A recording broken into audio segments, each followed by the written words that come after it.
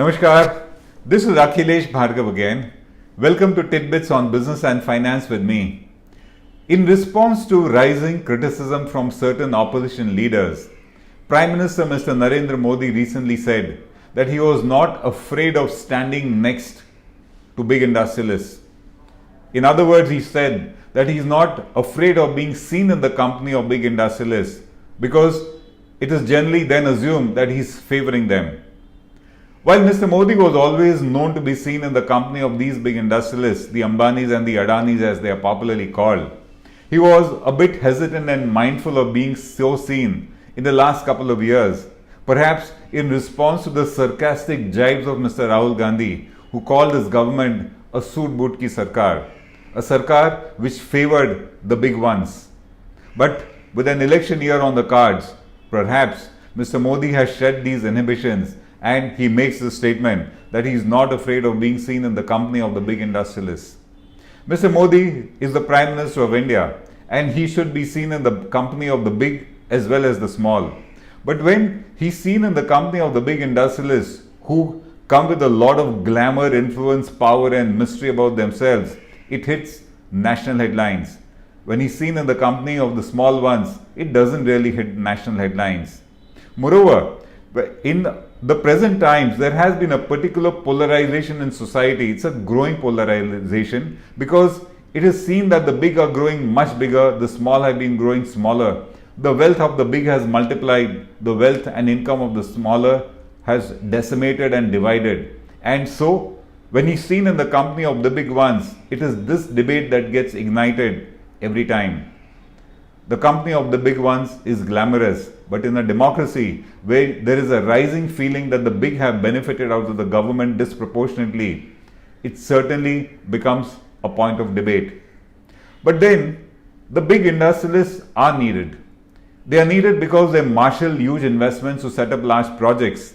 It is these large projects which build national assets, they add to our GDP, they add to the production of goods which are needed by the public, they end up increasing the revenue and tax collection of the government, and they spread prosperity in the region where such units are set up.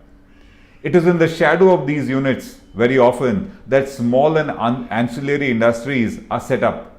They become suppliers to them, they become vendors to the big ones by way of suppliers of raw material, components, labor and a host of other goods and services. That is a standard format in which the big industrialists come with their big enterprises.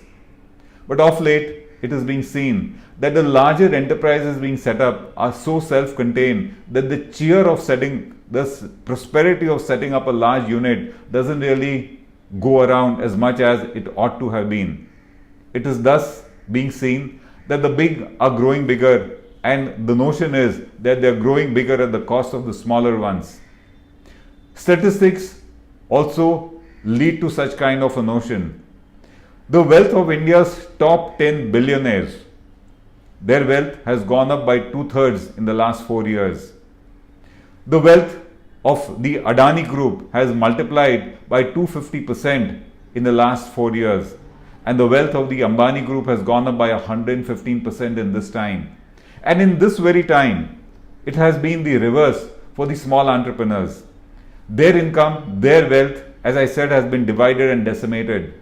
It is a multiplier factor in the case of the big ones and a dividing factor and a decimating factor in the case of the small ones. And what is being felt is the big have grown at the cost of the small, especially after the demonetization moves, the GST onslaught, where a lot of enterprises suffered and the big ones did not really. They thrived. These ones did not really manage to survive.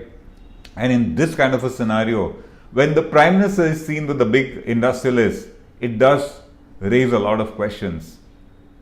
This kind of a situation is actually a return of crony capitalism, where the government favors its core group of business supporters, where the government favors the big group of capitalists who support them.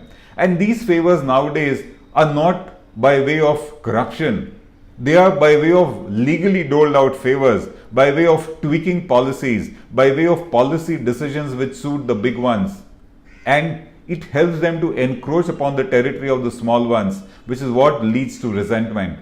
This crony capitalism is not a new thing. in the world today. Donald Trump is known to do that. Mr. Putin is known to do that. The Turkish president, Mr. Erdogan, is known to do that. And we have always seen Mr. Modi also in the company of the big industrialists. It's a return of crony capitalism, where the political leadership maintains tight links with their core group of business supporters, and they are also doled out favors accordingly. And in such a scenario, the wealth of the big ones is bound to shoot up, and the wealth of the small ones, the opportunities of the small one, the income of the small one does not go in such a trajectory. In one case it goes up, in the other case it goes down. The present government seems to have had a powerful narrative to support the big ones, and the result is that there has been a growing inequality between the big and the small.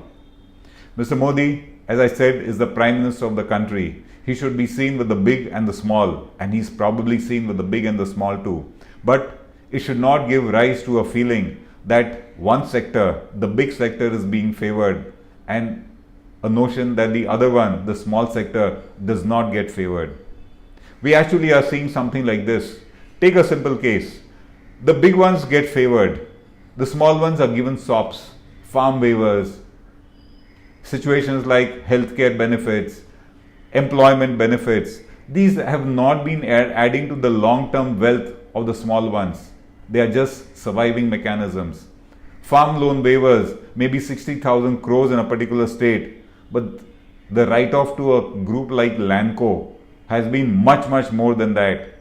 The industrialists benefit much more. The smaller ones get the SOPs, and that is what gives a rise of a sense of insecurity and inequality. This is Akhilesh Bhargava signing off till we meet again. Namaskar.